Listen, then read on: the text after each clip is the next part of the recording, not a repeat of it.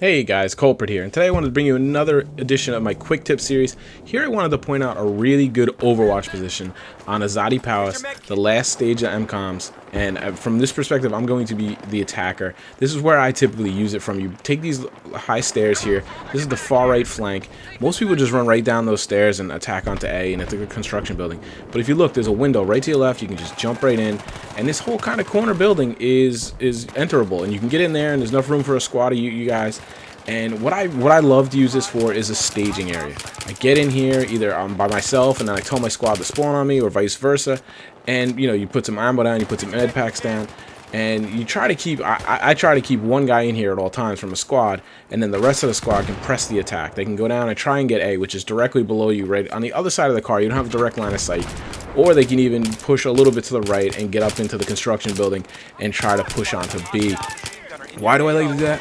Once you're in here, it's hard to root you out. This can be destroyed, so the tank can put some shells in here, some rockets, things like that. So you got to be aware of that. The defenders can get up on the terrace to the right of you. It's not out of bounds for them. It is out of bounds for you, and they can look right in on you. So you have to be aware. Right there, see, they get me right there. So that's your real danger zone. But if you have teammates there, you should be able to keep an eye that way. They're pretty open coming from that direction. So as long as you check there, you'll see them coming before they're a threat to you, and you can take them down. Now, like I mentioned, you don't have a direct line of sight on A. So if one of your teammates were to manage to get the arm off, you can't just sit here and pick people off of A. What you have to do is you have to obviously try to kill them as they approach before they get into the immediate vicinity. But if they do happen to get through your line of sight where you don't take them down quick enough, you can very quickly, and you'll see me do it later, just jump right out of this window and push up through the trailers there, and you can clean them off the MCOM. It should be fairly easy to get it's hard to get the arm on A because it is so far out in the open, especially since it's situated towards a construction building, which is always populated by defenders.